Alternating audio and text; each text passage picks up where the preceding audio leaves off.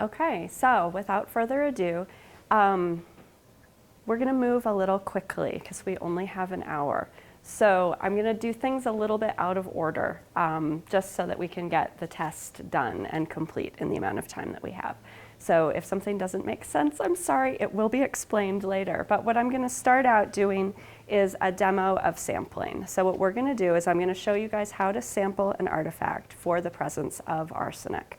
And then there are some test objects scattered around. I think that table doesn't have one, so I'll give you guys my horse hoof when I'm done with it. But there are a few objects. There's not enough for everyone to have their own, but there's enough for, 2 or 3 people to share an object. And once I've demonstrated the sampling, then I would like for you guys to go ahead and do the sampling. And that will prepare a little test solution that we'll test when we get to the testing part. But the test solution needs to kind of marinate for a few minutes, so that's why we're doing it first before the explanation of the test. And I will ask that you wear gloves when you're sampling your object. When we go to test an object for arsenic, it's likely that we have some reason to suspect that it might be contaminated. So for that reason, we're going to assume that toxins are present until we know otherwise. So I want you to wear gloves. I've got some mediums over here and some extra larges over here. Hopefully that will cover all the sizes. But go ahead and kind of pass those out. You might want a couple of pairs. They can get a little sweaty.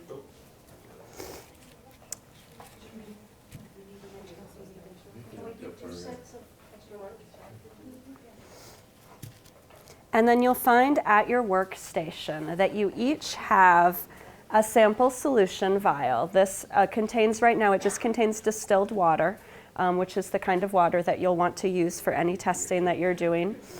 And we're going to add our samples to this water. So right now it's just water. You also have a bamboo skewer, which looks like this, and a piece of cotton. So we're going to use these to make our own swabs.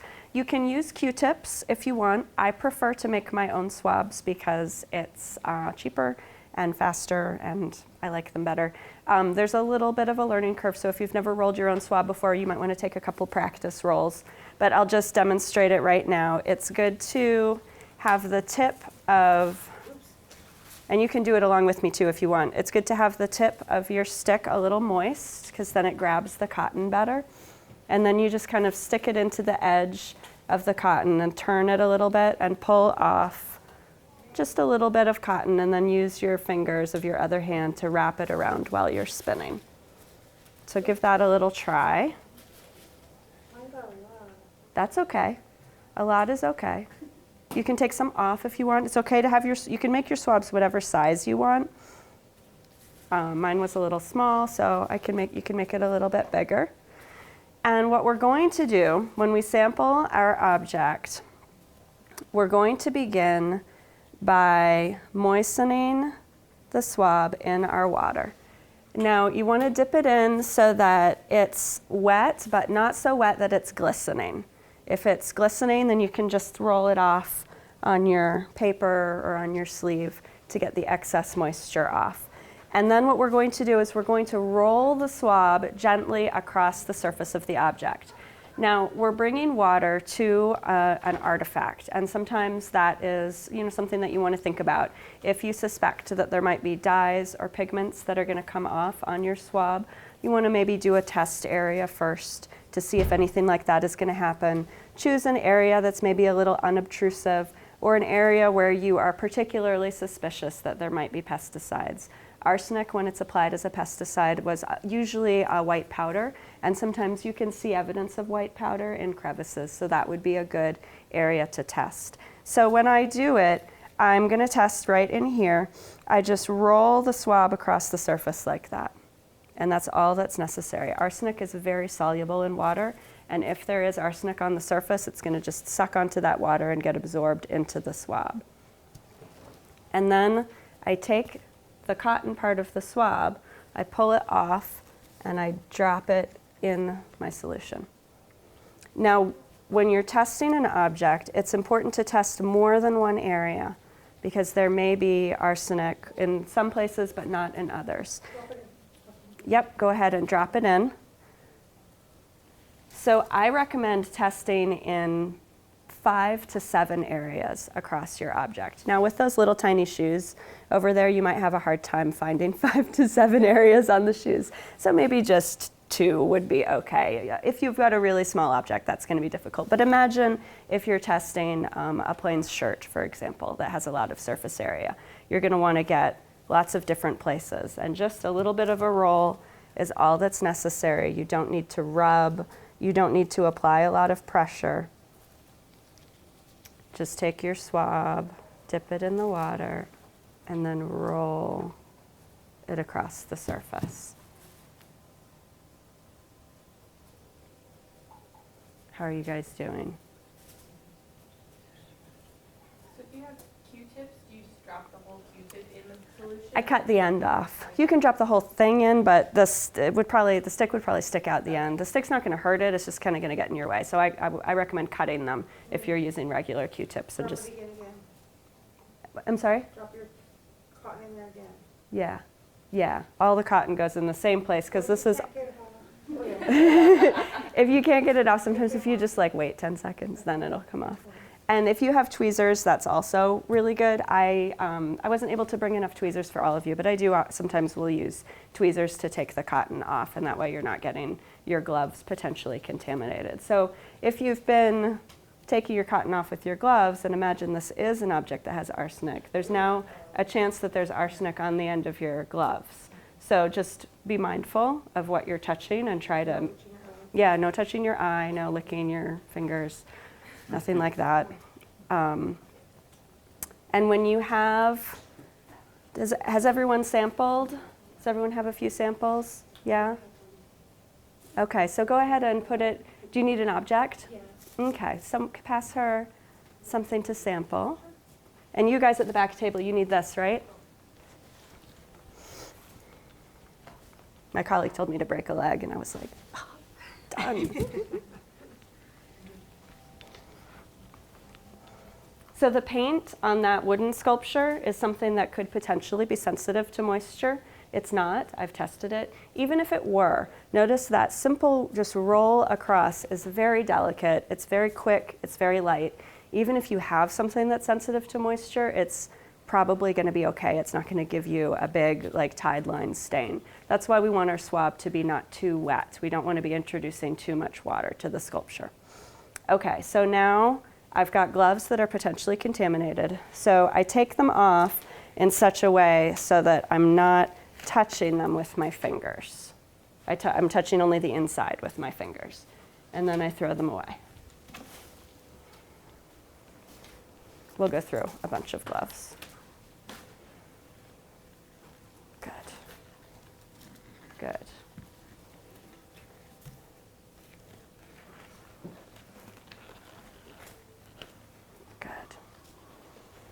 Great.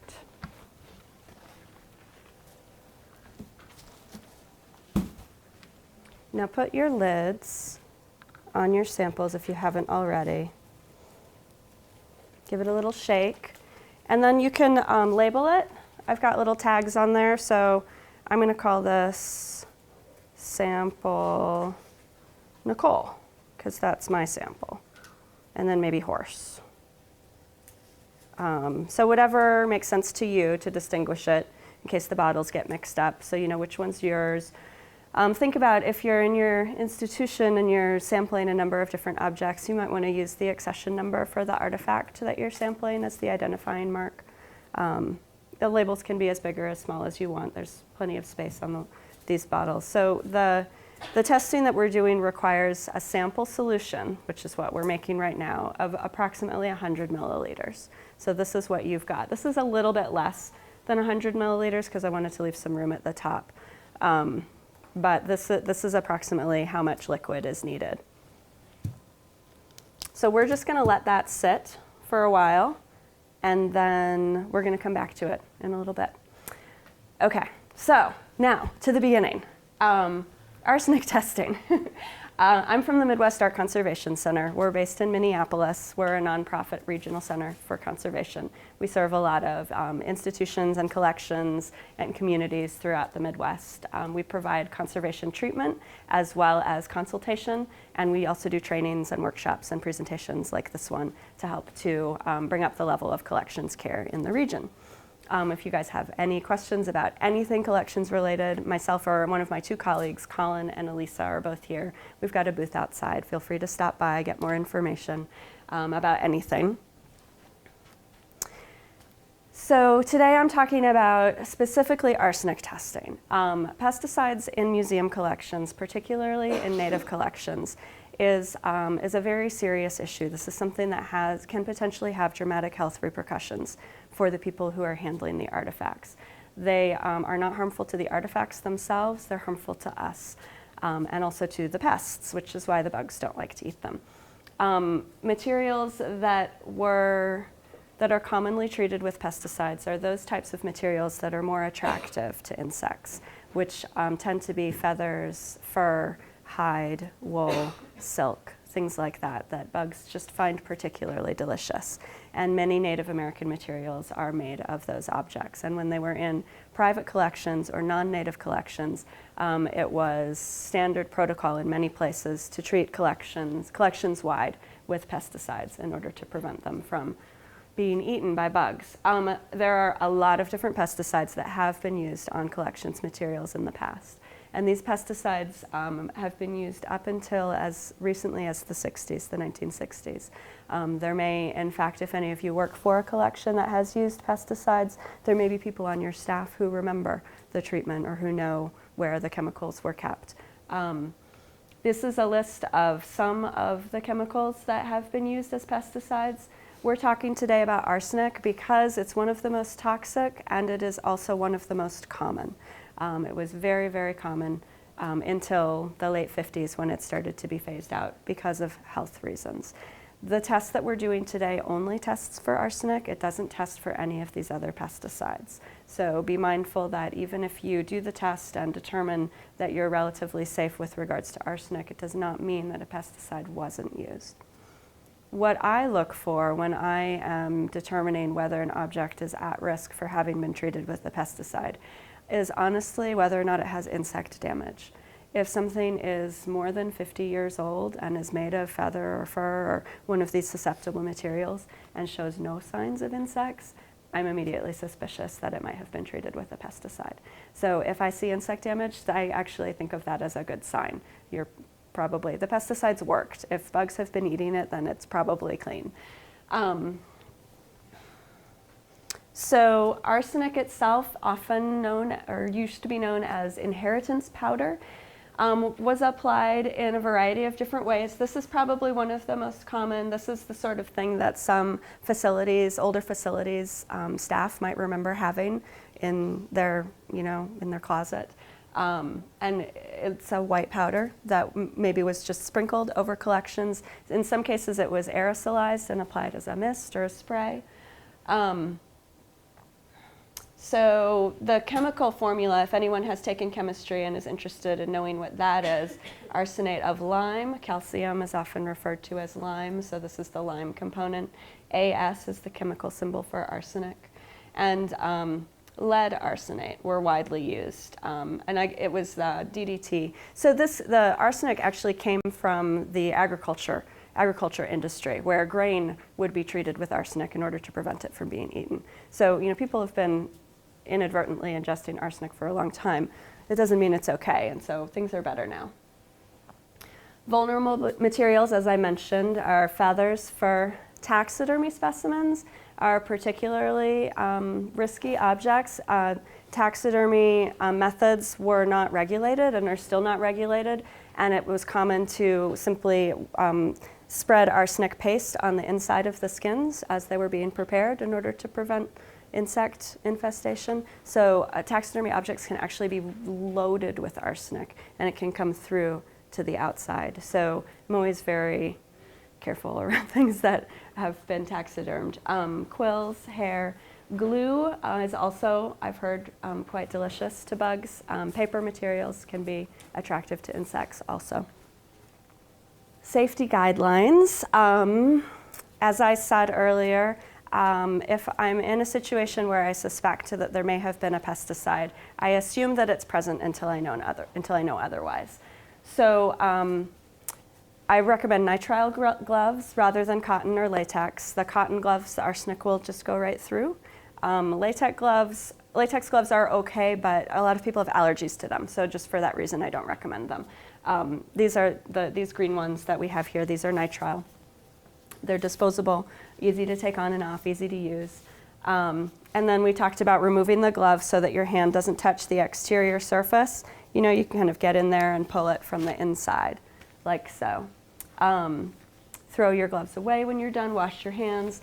I wear a lab coat to protect my clothing. Now, arsenic is, as I mentioned, very soluble in water. So the Field Museum has done extensive testing on how it washes out of lab materials, and they find that it washes completely clean. So I throw my lab coat just in the laundry, you know, after I've worn it for an arsenic test, and feel confident that if any arsenic was on it, it came off in the wash and has just gone into the wastewater. A well-ventilated area is good. If you would like to additionally protect yourself with a respirator, there's certainly nothing wrong with that. A dust mask or a particulate filter would be the kind of respirator that you would want to wear. And if you're working with a lot of collections that have arsenic or that you think have arsenic, that's not a bad idea to invest in those kinds of masks. Don't eat or drink in your work areas. Clean up afterwards with soap and water. This is kind of why I've got this paper. We'll throw these papers away when we're done. And then if you are worried about exposure, consult a medical toxicologist. They are the people who, you know, can really help you in the event of a toxic overdose. The health effects of arsenic poisoning are similar to those of lead. It's a heavy metal, so it accumulates in your system over time. It is difficult for your body to get rid of it, and it is over time and with cumulative exposure that the effects can become known. It causes neural damage and can cause cancer also. The safety guidelines are based on the work of Monona Rossol, who works here at Theater Arts Safety. If you are interested in more information about safety and art materials, she is a great resource. ACTS is a great resource. So they do consulting, a lot of work working specifically with artists and arts communities because we're kind of underserved in the world of toxic chemicals. So for the arsenic spot test, what we're using is a test kit.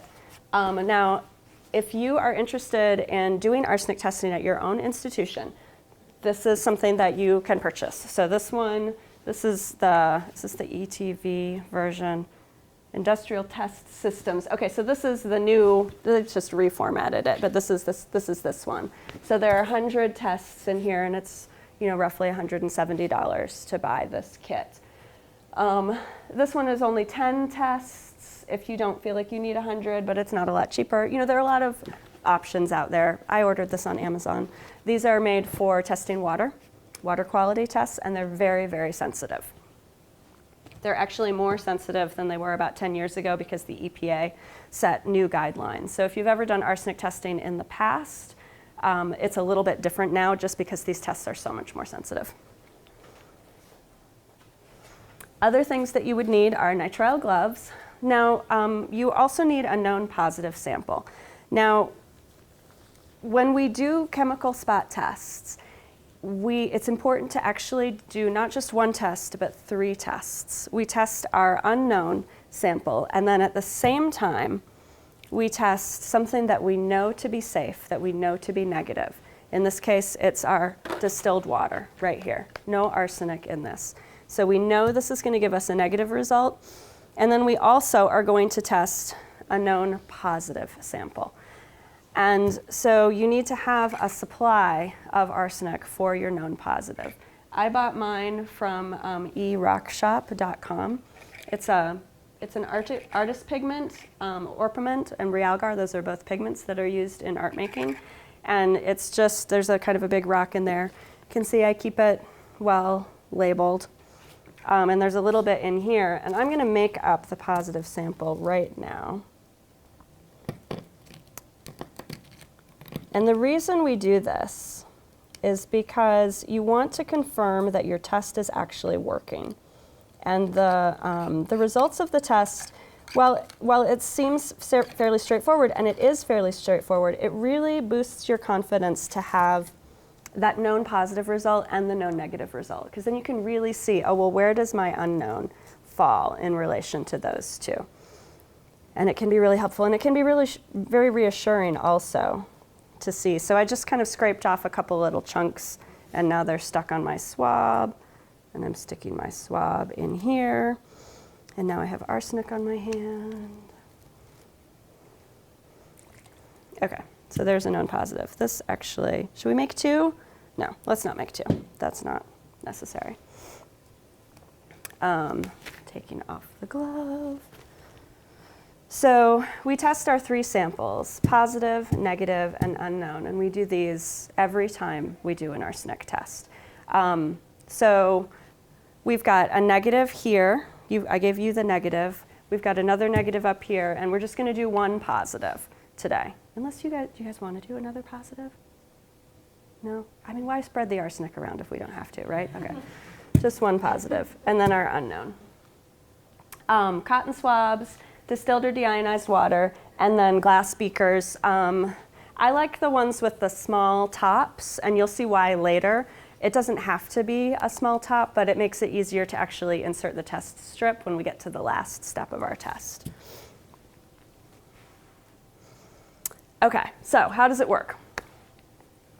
We've got a number of different reagents. We've got 1, 2, and 3. We've got some versions out on the tables. I'll send these out too.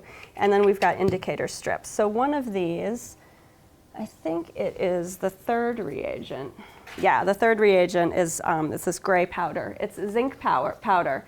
So we mix zinc powder and acid to create arsenic gas from solid arsenic, if we have solid arsenic. If there's no solid arsenic, the arsenic gas will not be created.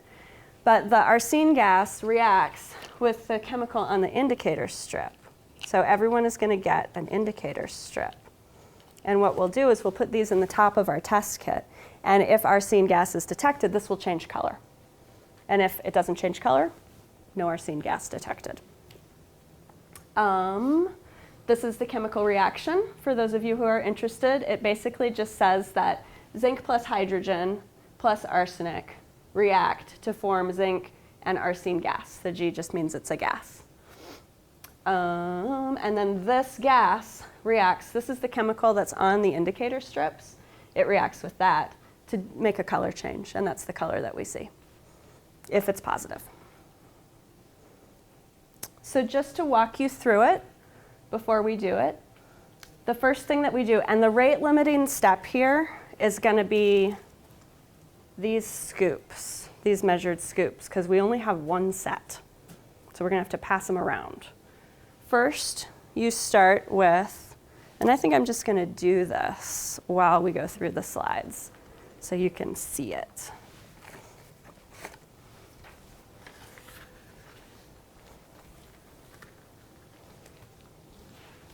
And none of these other chemicals are toxic, by the way. These are all safe and can go in the trash. So reagent 1, I'm going to do the known positive. So 3 scoops. 1, 2, 3.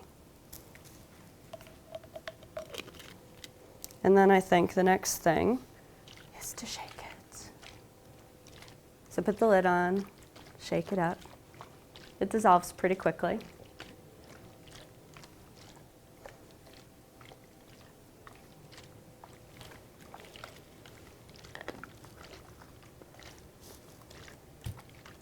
I'm going to get my arsenic rock out of here because it's making me nervous. Okay, and then 3 scoops of reagent 2 with the red little scoop. Reagent 2. So this is the acid. I think this is the acid. 1, 2, 3. It's turning yellow. That's normal. It'll fade after a little while, but it turns yellow at first. Even if it was negative, it would turn yellow? Yep. Another 15 seconds.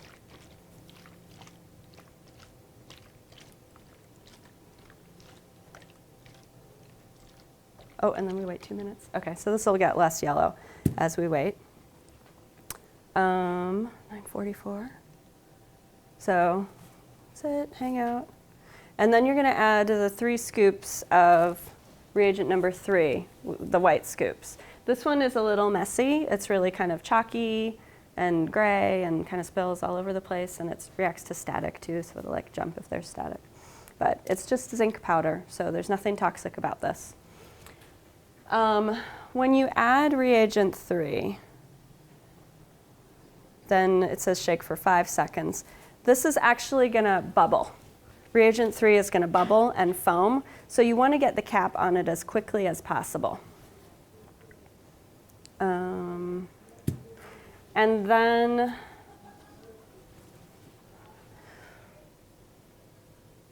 let's see, how do we do this? Okay, so the trickiest part of all of this is putting the indicator strip on top of the container. And what I've got for you are some pieces of parafilm. So this stuff, this is the container of the parafilm. This is like, it feels kind of waxy. It's got some paper on the back of it. Some of them have paper, some of them the paper fell off. But this stuff is, this is gonna make the lid that you can stick your indicator strip through. And I can't get the paper off mine. Oh, here we go. So after you put in the zinc powder and after you've shaken it up, you're going to try to do this as quickly as you can because you don't want the gas to escape. You want to keep the gas in kind of the top of your container. So you're going to take your strip. This stuff is a little bit stretchy, so you kind of put it over the top and you kind of stretch it and then squish it down. Now I've given each of you 2, so you can practice with one first. And then once it's all squished down like that and it'll keep the gas in, what I'm going to do is I'm going to come around and I'm going to poke a little hole in the top with something that does not have arsenic on it. That would be smart. I'm going to poke a little hole in the top and then give everyone an indicator strip. So we should be doing that now? No, not yet. You bend your indicator strip like so. And then when you've got a little slit in the top, you can stick it in. And you want to stick it in so that it doesn't get wet. So it's just in the top part. So this is the only tricky part, is getting that in there so it doesn't get wet. See how it's just in the top and the parafilm on the top, keeping the gas from escaping. Can you guys see that back there? So you might want to practice putting the parafilm on your top first. Actually, why don't you do that now? Practice with your parafilm. Do we need That that one bush back doesn't on? have any of You the have reagent this. in it. Huh? That was the sample. Yeah, it doesn't have any. I was just Okay. demonstrating. So you have a different kind of a top. The ones that come with the test kit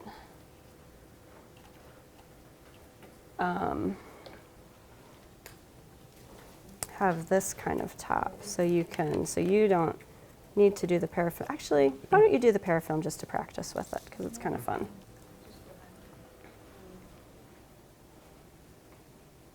How are you guys doing with the parafilm? But no stretch.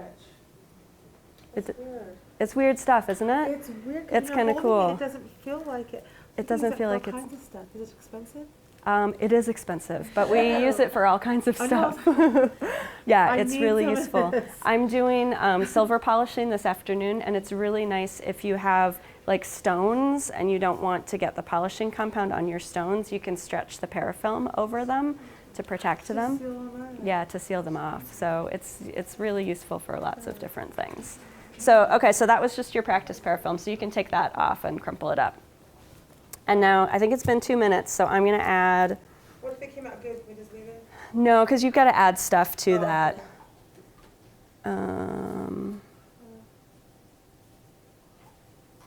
Okay, so I'm going to do all that here. And you'll see, so watch when this happens because it's a little exciting. Nicole, can I ask a quick question? Yeah. If you don't have the parafilm, can you use saran wrap? No, because it's going to permeate through So what it. do you do if you don't have this? If you buy this test kit, you're going to get 2 vials like this that have, they have special tops. Oh, okay. They have special tops that have a little thing that you can stick your thing in. But it only comes with 2, and I always do 3 at once. So, okay, so adding the 3 of the zinc. 1, 2,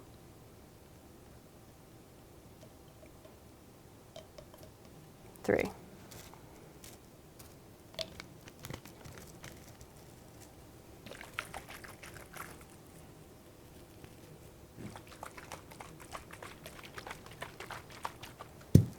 Okay, and now we want to work quickly. And did you hear it? It went when I opened it. Gonna get my strip ready. I'll pass these strips out too, so you guys will have them ready. And you'll see there's a little bit of, the red line is the side that you don't want to go into your container. The white line is the side that you do want. Okay. And then this sits for 10 minutes.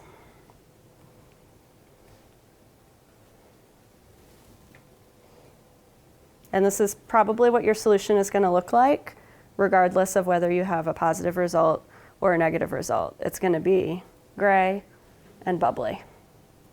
And you can see this is our known positive. Nothing's happening yet, but it will.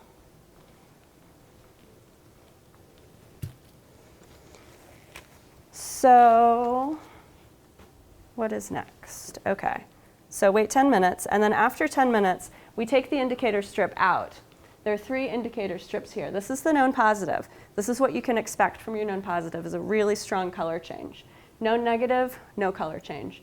In this case, the unknown also had no color change. There's a little chart that comes with the test that we can compare to. Now the chart talks about relative concentrations of arsenic. That's not relevant for us because remember, we just took a small sample from an artifact. We're not testing water. We're not testing a quantity of water. So it's only going to tell us the concentration of arsenic in this container. It's not going to tell us the concentration of arsenic on our object. So what we're looking for is any color change. Any color change at all is going to be indicative that arsenic is present. And then there's just a picture. So the arsine gas, if it's positive, you don't want to breathe it. Yeah, you don't really want that gas coming. You don't want to breathe any kind of gas, any kind of reaction that creates a gas you don't want to breathe. So don't lean your head in. Should you wear a face mask when doing testing? If you're using a ventilated area, if you're in a ventilated area, you don't need to. It stays in here. And if there's no arsenic present, there's nothing to worry about. Honestly, there are no safety warnings on this about the arsine gas. I imagine it's very small quantity and it dissipates very quickly. If you want to be safe though, definitely.